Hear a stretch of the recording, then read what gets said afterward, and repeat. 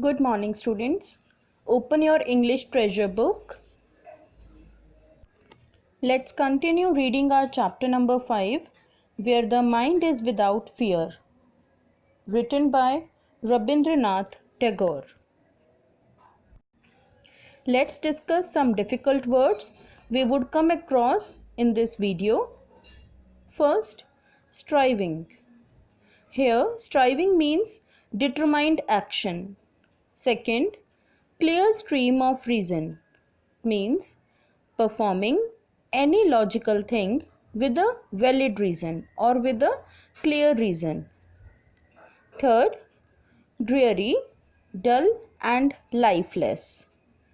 Fourth, dead habit. Here, dead habit means by worthless activities or rituals. Fifth, thee. An old word meaning means you, singular. Open your books page number 40 and let's start continuing our chapter Where the Mind is Without Fear. Where words come out from the depth of truth. In this line, the poet says that in the India of his dreams, everyone should speak the truth. No person should lie for his own advantage. When we speak truthfully, our mind is not biased. We talk logically. No superstition, anything. Where tireless striving stretches its arms towards perfection. Now here, striving here means by determined action. Every man should make an effort to improve himself and keep trying till he reaches a stage of self-perfection. Now, what is self-perfection? The systematic improving of qualities and habits of behavior, whether moral, physical, or ethical, constitutes the activity of self-perfection. Where the clear stream of reason has not lost its way. Now here, clear stream of reason means by performing any logical thing with a valid and a clear reason. Here, Rabindranath Tagore imagines the reason to be a stream of water through which one can progress easily and without encountering too many obstacles or hurdles. Into the dreary desert sand of dead habit. Now here, dreary means dull and lifeless, and dead habit here means by worthless activities or rituals, or we can say superstitions. Now, on the other hand, poet imagines habit to be a desert. The stream of reason seems to him to be lost in the sands of habit or trait. This means that he is saying that the people of his country blindly believe in their superstitions at present, and he would like them to question these beliefs through the application of logic. Where the mind is led forward by thee.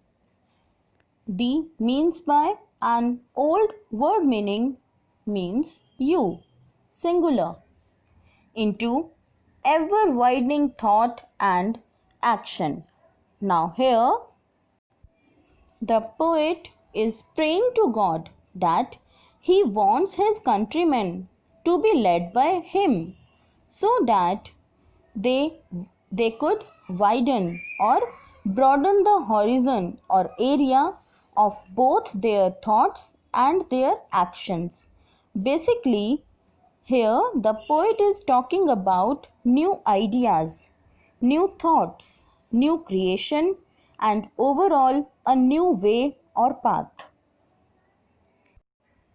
Into that heaven of freedom, my Father, let my country awake. Here, the poet speaks directly to God. Let my country awake. Let it broaden its feelings and thoughts. If they were to do so, then India would be transformed into heaven, a heaven where all its citizens would be truly free. Now, here our poem comes to an end. Let's discuss the theme given by the poet here in this poem, where the mind is without fear. In the poem, where the mind is without fear, the poet envisions the India of the future. In this country, no man will live in fear. Instead, they will have a strong sense of self dignity. They will all possess a share of knowledge or wisdom. No Indian will discriminate against another on the basis of class or caste, and all its various states will join hands in the fight against the British. Every man will speak the truth and try to achieve self perfection. They will stop believing in their superstitions and question these with the help of reason instead.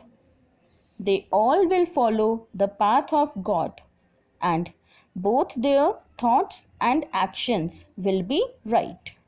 Only then will India be truly free, not just in political terms, but in human terms as well.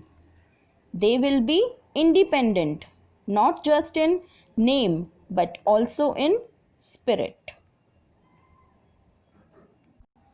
I hope this poem is clear to you all. Read it again from your English treasure book, and if there is any query, you can contact me. Thank you, children.